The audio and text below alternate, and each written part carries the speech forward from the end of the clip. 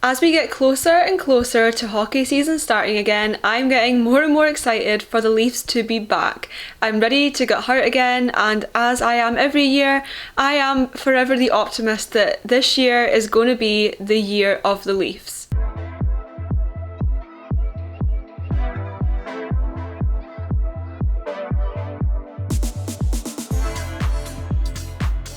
Hello everybody, welcome back to my channel. I'm Victoria and I talk all things Toronto sports from Scotland. And today we're just doing a wee video on why I'm excited for the Leafs new season and if this is a new chapter for the Leafs truly. Before we get started, make sure to subscribe if you haven't already and also like this video, I really appreciate it, and let's dive in. I feel like the Leafs as a fan base has a massive spectrum, and on one end you have the people who are forever the optimist, always think that the Leafs are going to win the cup the following year, and I guess where I land on the sort of fan scale is at that end, because every season I'm excited.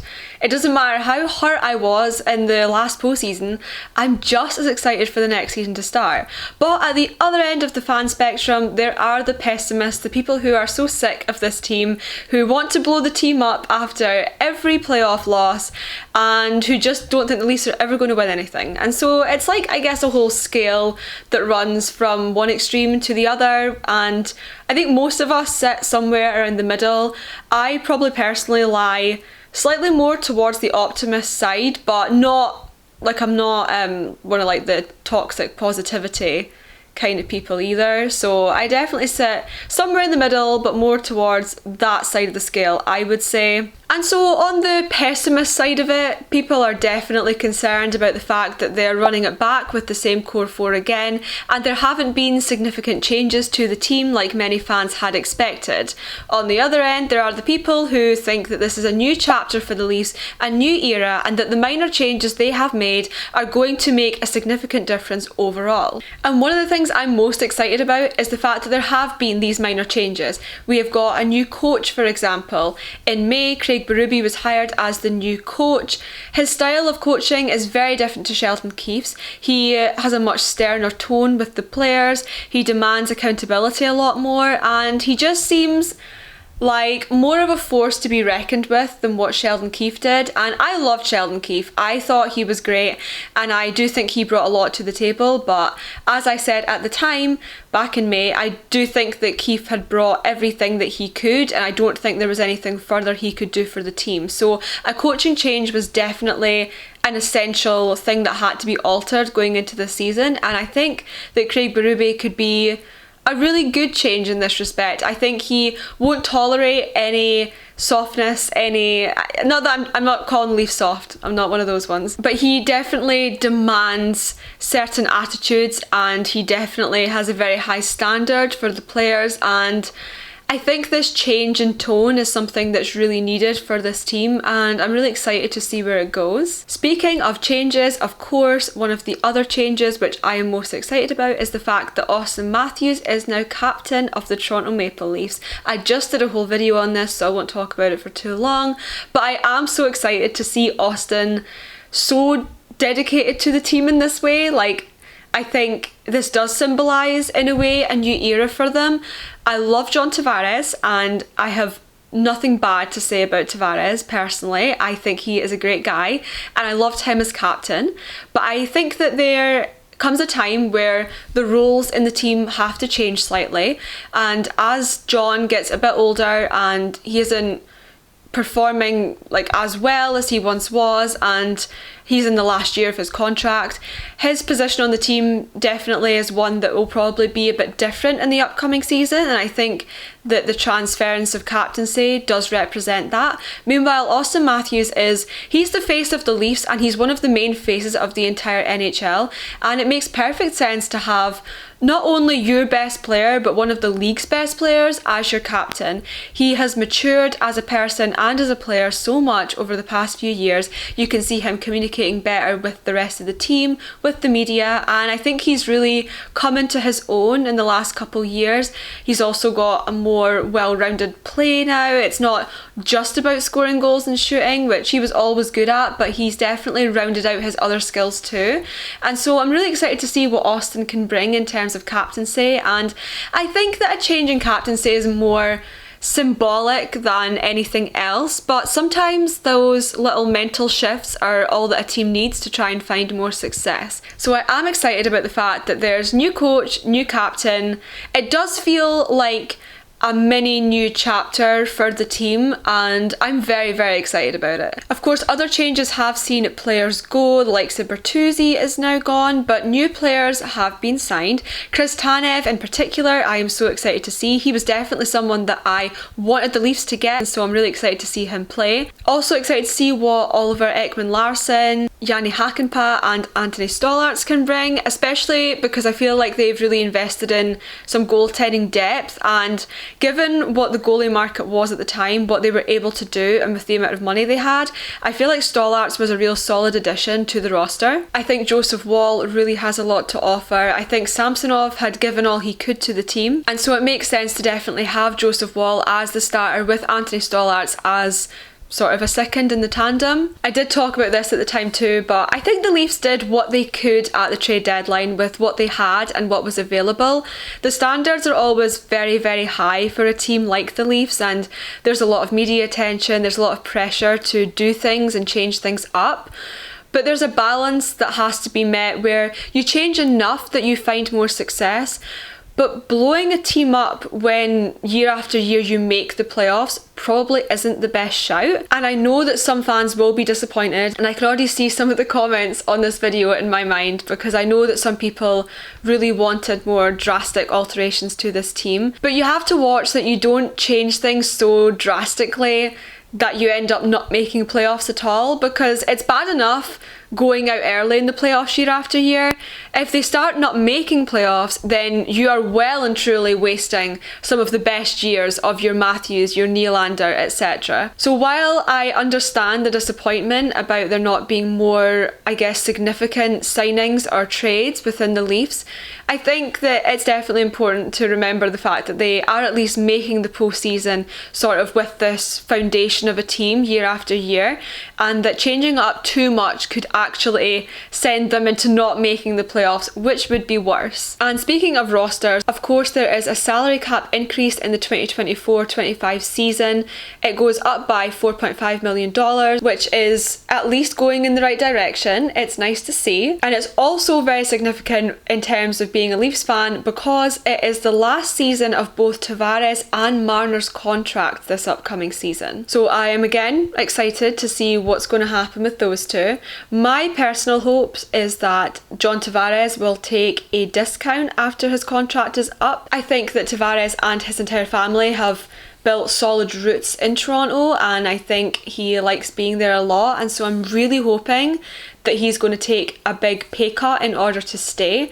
So that's really my hope for Tavares. I really want him to stay. I don't want him to go. I think he still has a valuable position on the team, and I would hate to see him leave, because I absolutely love that guy. I just think he is the classiest man. Like, even at the press conference where the captaincy was handed over to Matthews, all I could think was how much John Tavares is just an absolute class guy. Like, I love him and I want him to stay so much, but just on a massive pay cut, obviously. In terms of Mitch Marner is truly at a crossroads going into this season. He was a fan favourite young player to start with, but he has gradually turned into a bit of a scapegoat for this team's losses. He is disliked by many fans and has a questionable relationship with the media now too.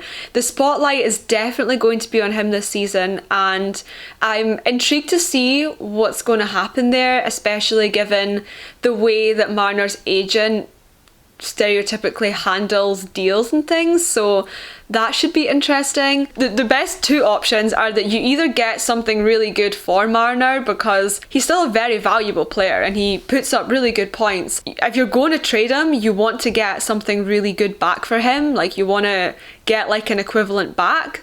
So either the team has to do that or they keep him, but hopefully it's on a team-friendly deal, which it just concerns me the amount that Marner and his agent specifically specifically would be asking for, and how much of the salary cap that takes up to potentially lock in something into a core group that just maybe isn't going to go anywhere. That is definitely a concern of mine. So either hopefully he takes a team-friendly deal, or the Leafs can, you know, get something good back for him. But the worst case scenario is just him walking to free agency.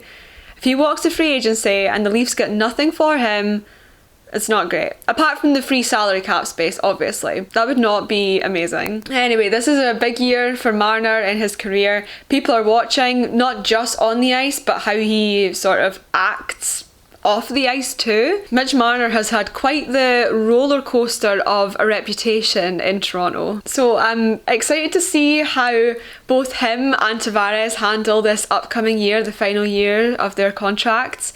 So we'll see what happens. Of course, I'm also excited about this year because as the eternal optimist that I am, I'm always convinced that this is the year that they're either going to do it or they're going to come close at least. I would love to see them winning the division. I would love that. I think they would make their lives so much easier if they could just win the division, but they never manage to do that, and they always end up matched up against teams that you don't want to be matched up against. But at the end of the day, hockey is fun and I love the Leafs. I love the Leafs so damn much.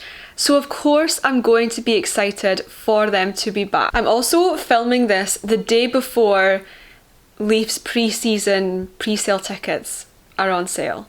And so by the time I'm editing this and uploading this, I will hopefully, right after this, be inserting a clip saying that I'm going to see the Leafs next month.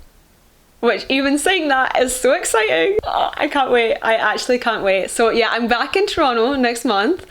And I'm going to go to Leafs pre-season. So if anyone's going to pre-season as well, I'll be going to the ones on the 22nd and the 26th of September.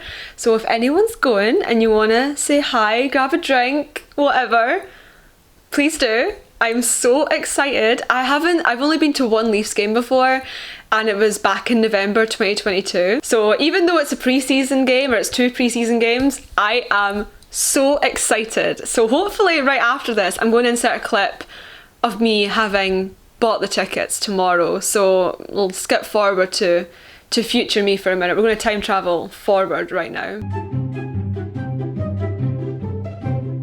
Like, why does it crash all the time? How is this possible? Hi, editing Victoria checking in. I'm going to see the Leafs next month. We got tickets. Ticketmaster was a disaster, is all I can say. It crashed like a million times. Every time I tried to look at what the seat view was, it crashed. It kept saying it wasn't responding. It was a bit of a nightmare, but whatever. It doesn't matter. Got tickets. Going to see the Leafs next month. See y'all there. And we're back. So yeah, obviously I am very biased. I'm a huge Leafs fan. Always have been, always will be. And so obviously I'm just excited to have hockey back in general. I'm excited to have the Leafs back.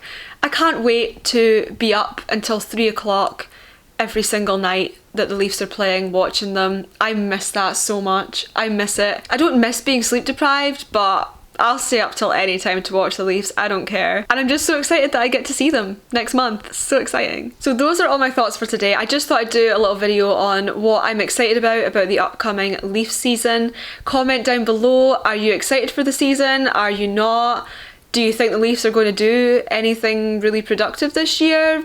Drop your predictions below and then we can revisit them come April time. Once again, make sure to subscribe to my channel for more content like this. Thank you so much for watching, and I'll be back soon with more Toronto sports chats from across the pond. Bye guys.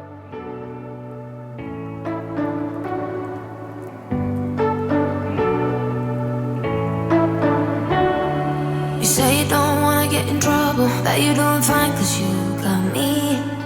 I don't wanna break your little bubble, but you gotta wake up to reality.